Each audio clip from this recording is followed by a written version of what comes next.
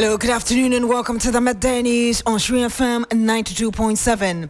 My name is Beatrice Adu. The news is also live on Kasmi 107.1 FM and across the world at 3news.com. Coming up in the next 30 minutes.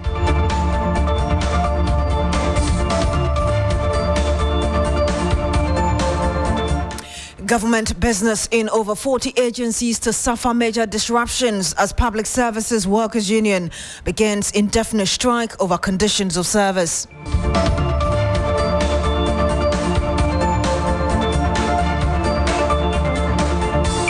Also this afternoon, concerns over potential chaos in Parliament as both NPP and NDC sides of the House lay claim for the majority seat.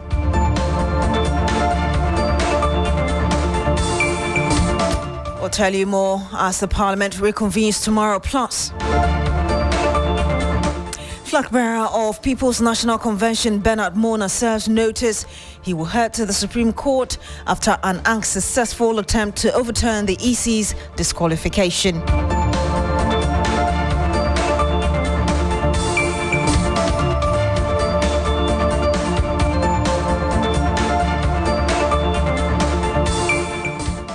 Thank you very much for joining us this afternoon. Now, public services across the country are set to suffer major disruptions as members of the Public Services Workers Union of the Trades Union Congress begin an indefinite strike today. The industrial action follows what the union says is the government failure to meet its demands for institution-specific allowances, despite several attempts to resolve the issue.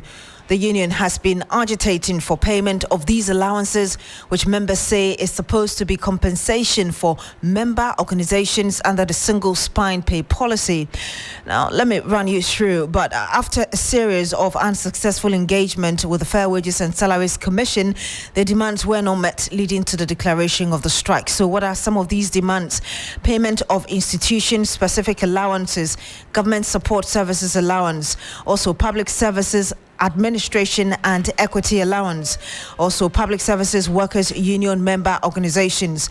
Now, there are also some 45 public agencies which fall under the Public Services Workers Union. Key among them include the Electoral Commission, Internal Audit Agency, Ghana Statistical Service, Ghana Atomic Energy Commission, National Labour Commission, Center for National Culture, National Service Secretariat, Ghana Broadcasting Corporation, National Identification Authority, Lands Commission, Food and Drugs Authority, also Ghana AIDS Commission and Ghana Revenue Authority. Stanley Nibleo has visited some of the member institutions to monitor the strike and its impact, if any. He joins us right here in the studio. Stanley, just tell us what you observed on your visit to the Public Services Workers Union member organizations. Okay, so I must say that I'm just coming back from the Electoral Commission, which is one of the member institutions that are actually partaking in this strike. When I was there, I can say on record that today a lot of the staff that are those who take decision for Electoral Commission, those who are in charge of the day-to-day running of the Electoral Commission, none of them is at post as I speak. When I got there, the place is virtually empty. It's just the security that's the private security guards that are manning, offering security services over there. And then there is also one receptionist at the Electoral Commission who actually attends to people who come in without knowledge of the strike taking place. They come in to probably conduct or do their business, but they are turned away. So while I was there, there was this dispatch rider who has been sent to come for a check from the commission. He got there and then only to be turned away by the receptionist because the Electoral Commission staff are on strike. Then from there, I also proceeded to Ghana News Agency, that is GNA, and at the premises of GNA, the situation is also same, but there are two unions in GNA, in the organization. There is PSWU, that's the Public Services Workers Union. They are on strike. And there is the other union, which is the Communication Workers Union. And those who are under that union or the remit of that union, they are working to see that the day-to-day running of the news agency, especially they are made up of journalists and a few other workers, but they are there and then ensuring that news runs. And then when you go to GBC, there is also the staff. The journalists are working.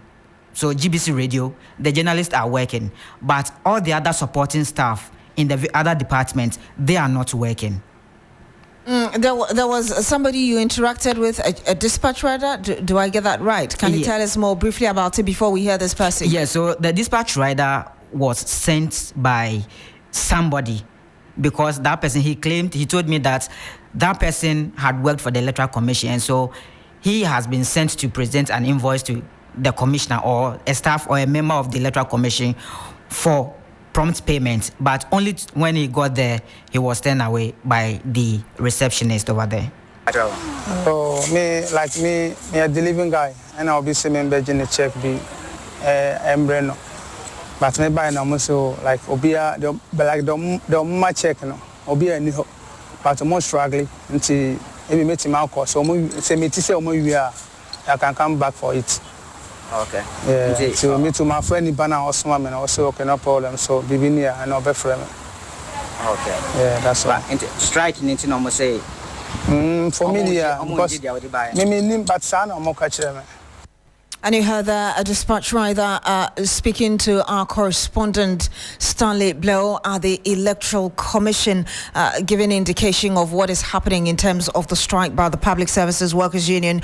Johnny Sampa is Deputy General Secretary of the union. He joins us live on the line. Good afternoon to you, sir. Thank you for joining us. Good afternoon, and good afternoon to our cherished listeners. For those who do not understand your issues, would you kindly help us understand your concerns and why you think members deserve some allowances? Okay, thank you very much. So, Public Service Workers Union has over 40 institutions that subsist on the single spine. As part of the single spine salary administration, there is what the fair wages call institution-specific allowances, where apart from the basic salary that is given to staff, you then negotiate for some allowances based on your work to be given to that organization. We must concede that few of our organizations have received some of these institution-specific allowances, but a number of our organizations don't have anything at all. We have started negotiation with the fair wages on a number of them, some of them for about 2 years. We have not finished. Some of them we are reviewing it, and for about 1 year we have not finished. And you write letters and you don't get response.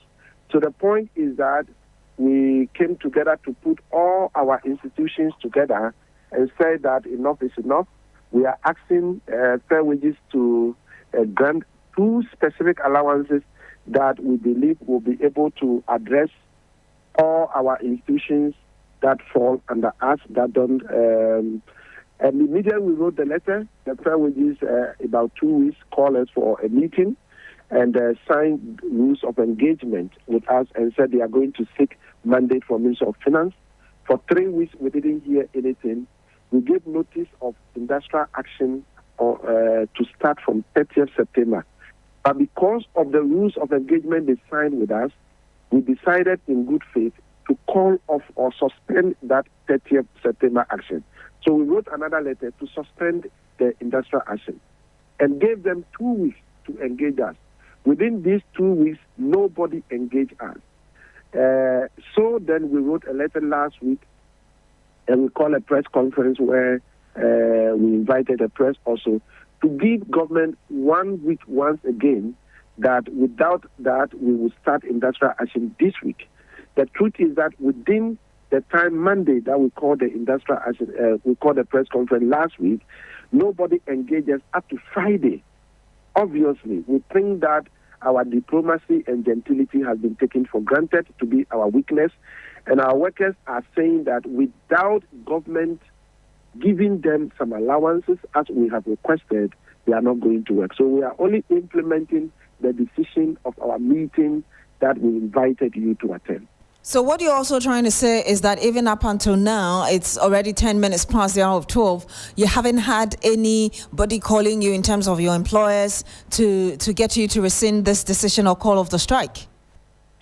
There are few government functionaries that you that may have personal relationship with us that have called us and they said that the government is doing something about it. They will speak with the fair wages to get in touch. But since we started our industrial action, the notice, right from last week, Monday through to Friday, and up to this morning, fair wages, we have not heard from fair wages.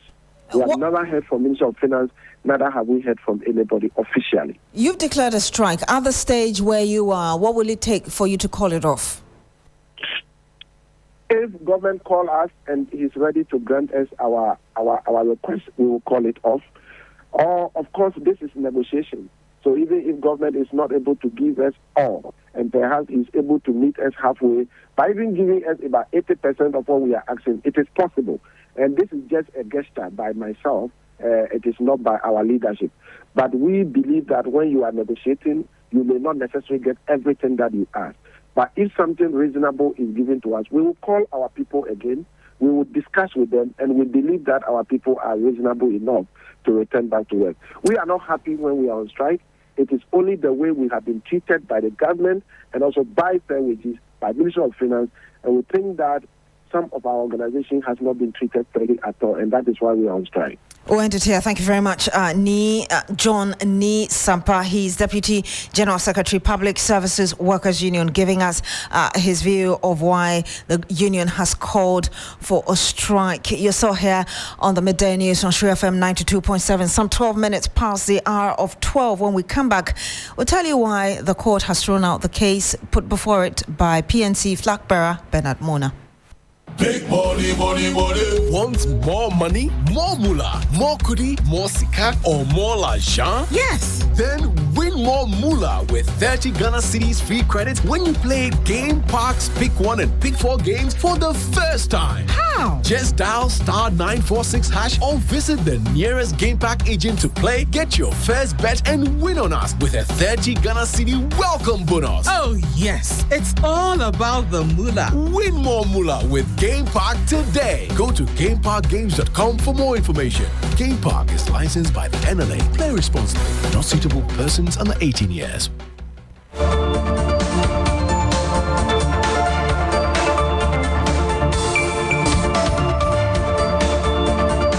And you're still here on the Midday News on Shri FM 92.7. Thank you very much for staying.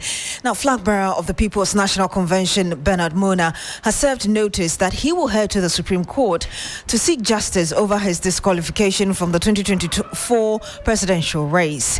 It follows on a Crown High Court decision to refuse and dismiss Mr. Mona's application to overturn the Electoral Commission's disqualification.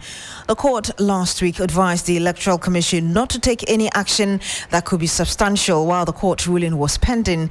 Lord Edwasari was in court. He joins us live in the studio with details. I mean, Lord, last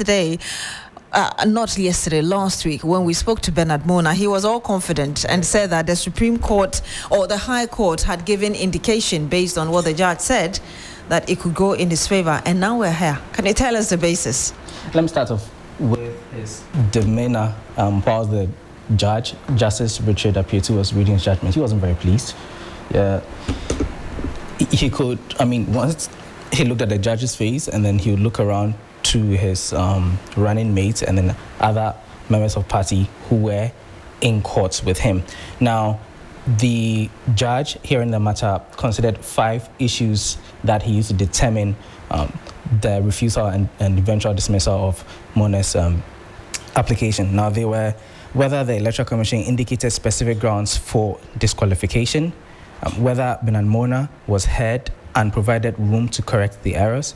There was also whether the disqualification was irrational, whether the judicial review which Bernard Mona was asking for should be granted, and then whether anomalies are the only grounds for the disqualification. Now, he merged some of these issues and then explained it in detail. He indicated that, for example, as far as the grounds for the disqualification were concerned, both parties, which is the Electoral Commission, which is the respondent, and then Bernard Mona, who is the applicant, and the PNC, they both aver or admit that he was given the form, indicated that there are mistakes, go correct them, and then he did so and returned it. he actually submitted it the same day that he picked it up. And in this, the judge indicated that both parties admitted that that was done. And so in considering that, he said that it cannot be the case that Bernard Mona will now come back and say that he wasn't given prior room for the opportunity to correct them, or even given the errors that the EC was saying that he had to correct. In other words, Mona's explanations were not convincing enough. Indeed. Now, the judge went ahead to say that PNC has been filing for nomination fees for a while now, since 92? So they should have helped, as a party, help their presidential candidates in filling the form. He stated that they weren't meticulous enough, they weren't vigilant, and then because they failed to do so, now they're turning around to blame the EC for the disqualification. And then there was also the issue of the EC had raised the issue that some 4 signatures that were supposed to be different appeared to have been signed by one individual. Now, the judge indicated that using ocular evidence, by just looking at it from the Electoral Commission's point of view, it appeared or looked like the signatures that were being talked about, they're very similar. So it cannot be a coincidence that it did not belong to one individual. And so he indicated that everything as cited by the Electoral Commission, when you look at the law, I mean, the EC did not do anything wrong by disqualifying the PNT candidate, which is Bernard Mona. And so, yes, he went to the EC's decision and then refused to grant them the judicial review, and then also dismissed the application to overturn the EC's decision in the matter. So let's hear the lawyer for Bernard Mona, Harold Atuguba, and then we'll wrap up our conversation. Okay, so let me just put this in perspective. The first letter that was written on the 13th of September 2024 and addressed to Mr. Mona was to the effect that there were errors on certain pages of the nomination forms. Now, they had identified those particulars in the 13th of September letter. Now, the forms were given back to our clients. They corrected them and resubmitted. The communication on the 20th of September, which was actually the reason for his disqualification, and I want you to get this different. There was no particulars provided in that second letter of the 20th of September, which was the basis of Mr. Mona's disqualification. So the two letters cannot be. So you disagree with the court when he says the two are the same? Absolutely. Absolutely. And so if the court had come to the conclusion that the two letters were not the same, obviously the conclusion would have been different. And so that was Harold Atuguba. He represents Bernard Mona in the suit. Lord Edward is still here. Let's wrap up our conversation briefly. Really, what's next? Well, so Bernard Mona and then his lawyers are saying that they'll head to the Supreme Court to review or appeal the decision of the High Court. And so they have indeed applied for the entire ruling by the judge. And so once that is done, then they'll file their various applications, and then we'll know what the days ahead will look like. So we don't know yet, because we announced earlier that they were heading towards the Supreme Court. Yeah. All right. Thank you very much, Lord Edward. He's our legal affairs and court correspondent. Now, Parliament is set for a showdown. Let me tell you more. That's the looming reality, as both the MPP and the NDC maintain that they are the majority caucus in the dying days of the 8th Parliament. The decision to declare some 4 seats vacant by the Speaker, Alban Bagbin, and the subsequent Supreme Court order staying same has left citizens and law experts alike scratching their heads as to what could possibly happen tomorrow. The NDC minority have stated they are resolved to hold on to the new status of majority, arguing that they are unaware of any law that allows Parliament's decisions to be stayed. Mahama Yariga is Boku Central MP and minority spokesperson. Let's listen to him, and we'll bring you some more really as regards what we should be expecting.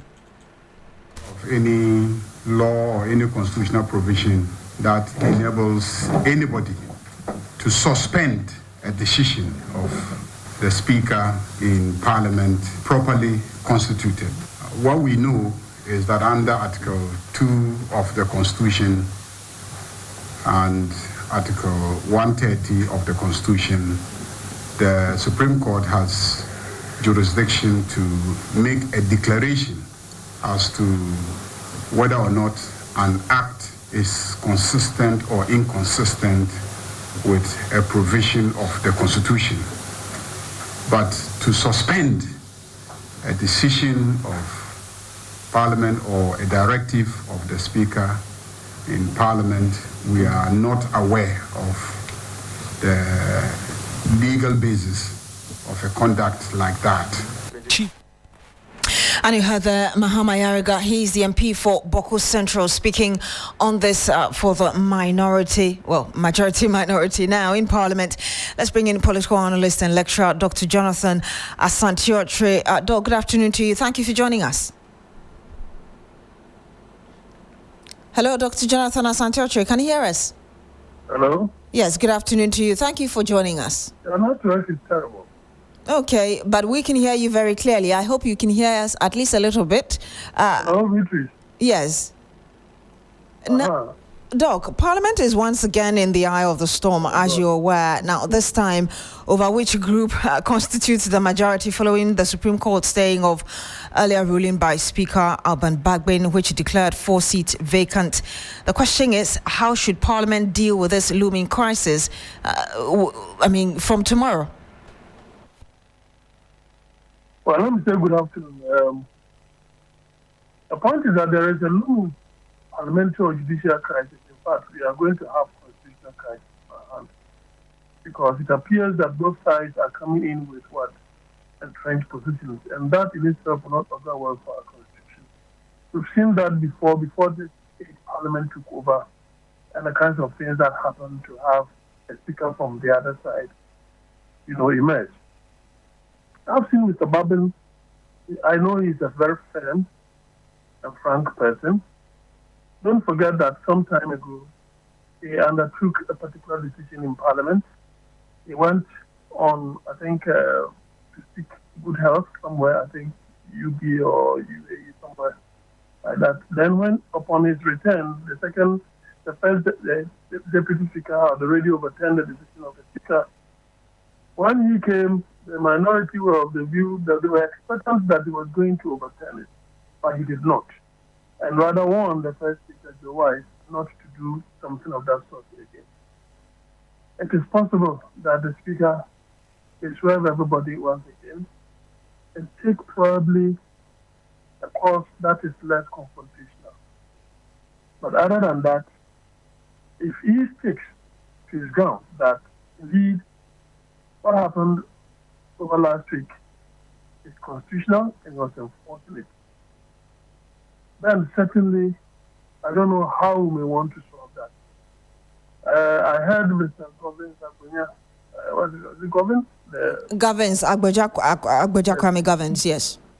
Yes, the people saying that they have heard that the government intends to send soldiers and all those things. Please, you are getting close to the end of your term in office. This is not the time. This is not the time to create chaos for yourself, because if you have a exotic thing within the military to do anything on tour, you will have a lot of crisis on your hands, more than this constitutional crisis. They are human beings. Let them use their head to deal with the issue.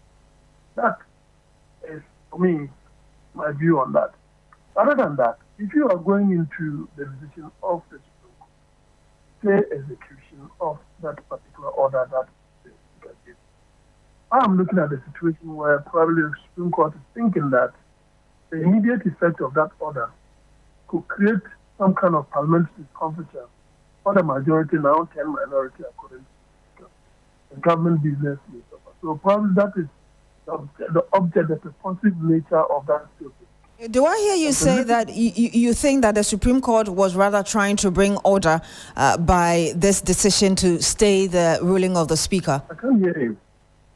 I was asking whether you thought that the Supreme Court, based on the argument you've just made, that the Supreme Court was trying to bring orderliness in Parliament with this decision to ask... was trying to... I'm sorry, we'll have to end that conversation. The line of Dr. Jonathan Asante-Okyere is not so good. Hopefully, we are able to reconnect to him later and bring you a clearer conversation. But we're also joined by Dr. Beatrice Adu. He's a governance expert. Good afternoon to you, Doc. Thank you for joining us. Good afternoon. Doc, you have called, or there are some, let me put it that way, who have called for some sort of dialogue between the Speaker, the President, and the Chief Justice to resolve this looming impasse. From where you sit, is this the way to go? Why should he go that route? We can never go that route. With our polarized political system, I don't think we can even dialogue effectively for anything. But my view is that, yes, that is the most desirable way to go. But then the foremost way to move in matters like this is to allow the rule of law to prevail. If we are all going to respect the principles of rule of law and allow the law to natural course and obey all the tenets of those principles, we should be okay. I mean, we may never be satisfied with outcomes because we set off with a certain mindset. So if it doesn't favor us, we might never be satisfied. But we must all be prepared to respect the law. If we do so, I don't see us having any challenge. You don't see us having any challenge. I will just remind us again of the article which is now in contention, Article 97F, actually G and H. And the G says if he leaves, referring to a member of parliament, the party of which he was a member at the time of his election to parliament, to join another party or seeks to remain in parliament as an independent member, or if he was elected a member of parliament as an independent candidate and joins a political party. I mean, at this stage, really, what should be we're not finished. Please complete the reading. Well, I mean, it goes into 2, which says, notwithstanding paragraph G of clause 1 of this article, a merger of parties at the national level. I'm more interested in the fact that if the person seeks to remain in parliament, but still remains with the party that originally sent them to parliament, whether they were independent and they have remained independent whilst in parliament.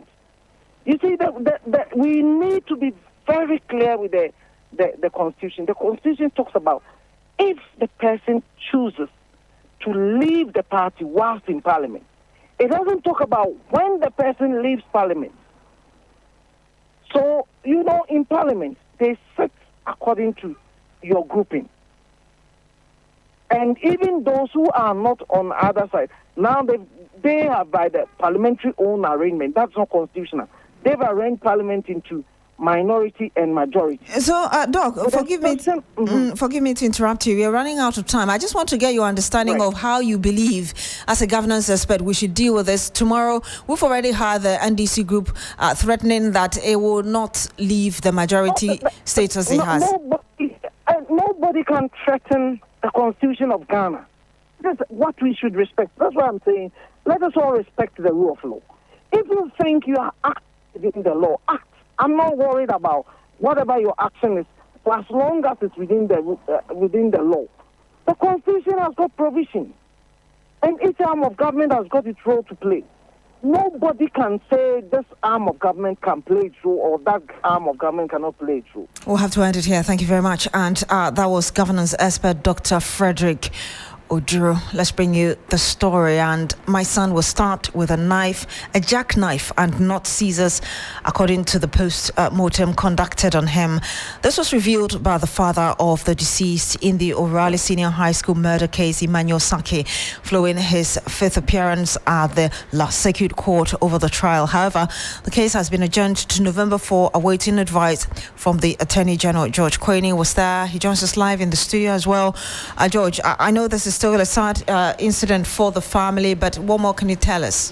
Okay, so the families have been at the court for the 5th time, and it was actually a sad moment, if you ask me. And personally, I don't even know how to say this. Like, if they get close to the accused person, they might even do something to him. So their faces were teary, but they feel that justice is being delayed. So with this whole adjournment each and every day, they're not really pleased about it. I think at the point the judge was unhappy with the CID representatives. Yeah, he keeps coming late with the accused person. So they had to just, skip that very case because they came late. And they could have just, heard the case tomorrow because there are a lot of cases that are being heard at the second court. It's a reason it's been adjourned to the 4th. And I spoke to him in Osaki, and he said if things delay further, he will put the law into his own hands, go to the school and cause mayhem, which, of course, I told him that it's unlawful. So I spoke to him. The University Teachers Association of Ghana, UTAG, has announced an indefinite... I'm sorry, George, we'll have to bring that later.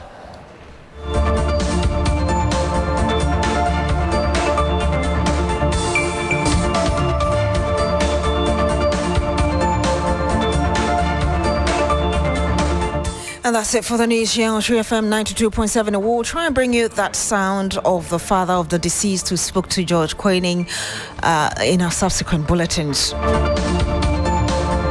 My name is Beatrice Adu. Thank you very much for joining us today. Log on to shrenews.com for more news. Have a good afternoon.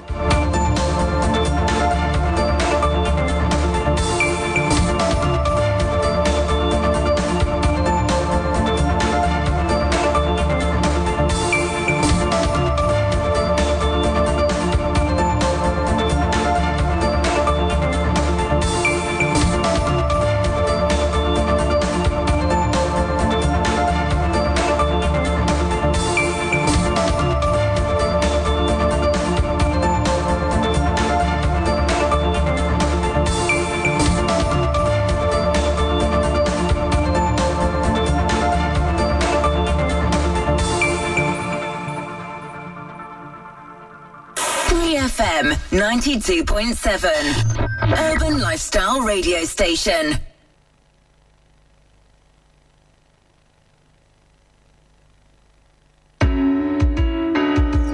If you're searching for a dial on radio that puts sunshine in your heart in stereo, look no further from no other.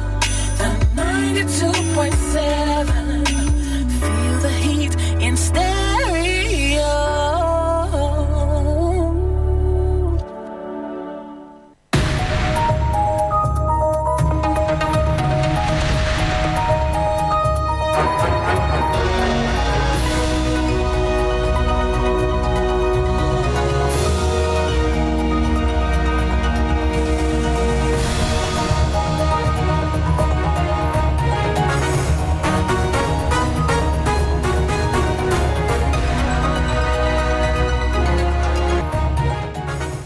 Hello, good afternoon, and welcome to Business Daily on 3FM 92.7. My name is Menu Afo. Coming up, Ghana tops Africa with highest monetary policy rate of 27% as World Bank highlights inflation and currency struggles in latest Africa Pulse report for October 2024.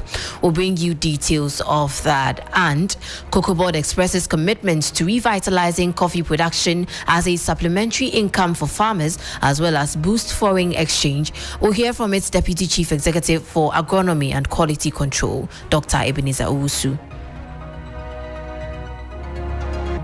The increasing global demand for coffee. These have catalyzed a series of initiatives from both government and various stakeholders aimed at revitalizing the coffee sector. We have details of these stories and more lined up for you. Please stay.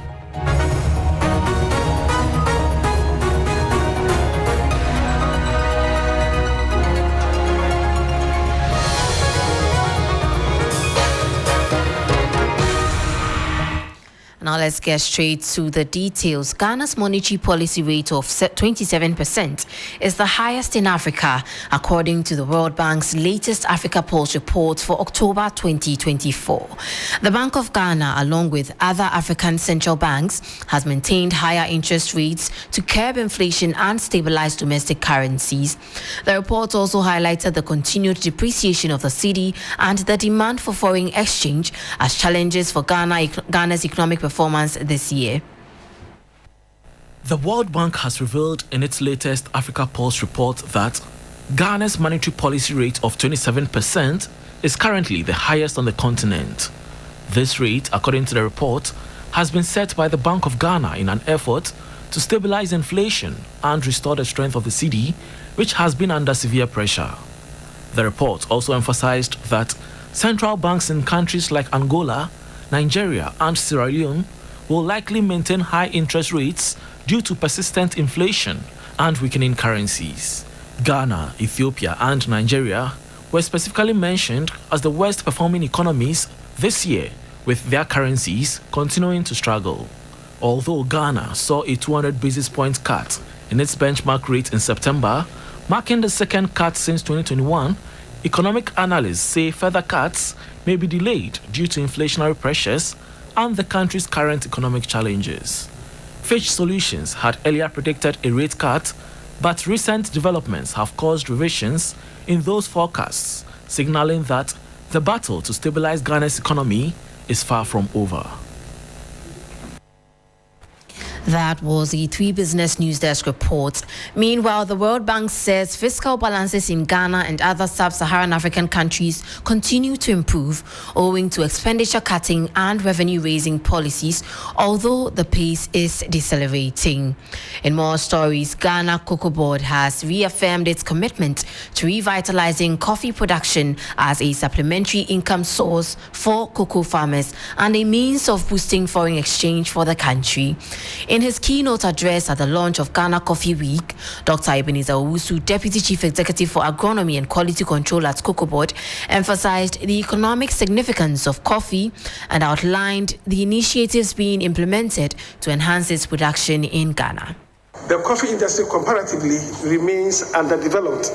That notwithstanding, this has created the opportunity for stakeholders to work together to develop the sector so as to tap the numerous potentials for the benefit of all value chain actors, particularly the farmers. There are growing concerns over our overdependence on cocoa industry and also the increasing global demand for coffee. These have catalyzed a series of initiatives from both government and various stakeholders aimed at revitalizing the coffee sector. This renewed focus is particularly crucial because coffee provides smallholder farmers with viable alternatives, diversifying their revenue streams and reducing the risks associated with over-relying solely on cocoa. The vision of Ghana's coffee industry is twofold. Promoting coffee consumption will help a strong domestic market, ensuring that farmers receive fair compensation for their produce and stimulating economic growth within our communities.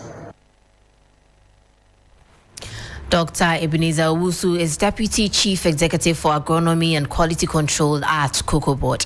Meanwhile, Vice President, Coffee Federation of Ghana, Samuel Edimado, is urging cocoa farmers, especially those farming around mountainous areas across the country, to adopt coffee production, leveraging the conducive climate conditions of such areas. The diligence that is required in cultivating coffee is almost the same as cocoa in terms of the food safetyness of it, preserving its integrity as a food, and then also ensuring that you produce a product that comes with its flavor. So Coffee Federation of Ghana decided to go to all these communities that used to do a lot of coffee, i.e. Kase in the Brahafo region. When you go to Akumandan and its fringes, you go to places in the Volta region, Kwawu Suta area, which used to be a very good cocoa communities and other areas. We realize that indeed, we can promotion of coffee, not as a substitute, but as an alternative. Alternative in the sense that these are communities that are known for the production of cocoa, and therefore, if the lifeline of their livelihood is no more, you can easily introduce coffee. That was Vice President of Coffee Federation of Ghana, Samuel Edimado there. Now, President of Customer Experience Professionals Ghana, Esther Dukuwa Ovusuhine, has called on Ghanaian companies to focus on improving services for Ghanaians. According to her, the nation's future hinges on transforming everyday interactions into meaningful experiences that positively impact people's lives and contributes to the country's overall progress. She made the call at the annual conference of the Customer Experience Professionals. Digitally or technology, we are also lacking because normally we have technology that is not fit for purpose. Just because the technology is new in the market does not mean it will fit the desires and the needs of our customers. That is true. And we lack accountability. We are not able to monitor and measure appropriately how customers feel about our services when they touch us. So these are just a few of the challenges that we face in the industry. And of course, now we have a lot of buying from the top. And that is slowly, gradually pushing the new role of the chief customer officer, the chief experience officer, and the heads of CX. Now we are understanding better their role, because now management, executives, boards are now buying into the fact that we need the customer at the table when decisions are being made. That over there was President of the Customer Experience Professionals Ghana, Esther Dukua Ofusuhini.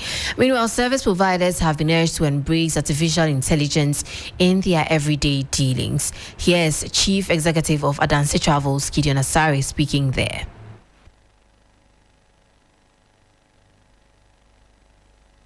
I would say that a lot more are not. But interestingly, your staff might be using it behind the scenes to do their role. What we see is that companies should openly embrace it. They can conduct a survey among their staff to know who are using, who are not, what percentage of people are using it. They come out policy guidelines so that when the people are using it, they can use it in a way that will not harm the image of the brand. And they can also effectively use it. So as a company, we need to sit down and see what the best way to adopt here. Should I go the gradual process where I introduce them to the already built apps, or you should build leverage on the existing one? So the advice companies to embrace it and not keep it down. No matter, it doesn't matter your firm. Any company, there are some aspects of work that they are. That was Chief Executive of Adansi Travels, Gideon Asare. They're bringing us to the end of Business Daily here on 3FM 92.7. For more stories, kindly check out our website. It's www.3news.com. My name is Menu Afo. Stay tuned and enjoy the rest of our programs.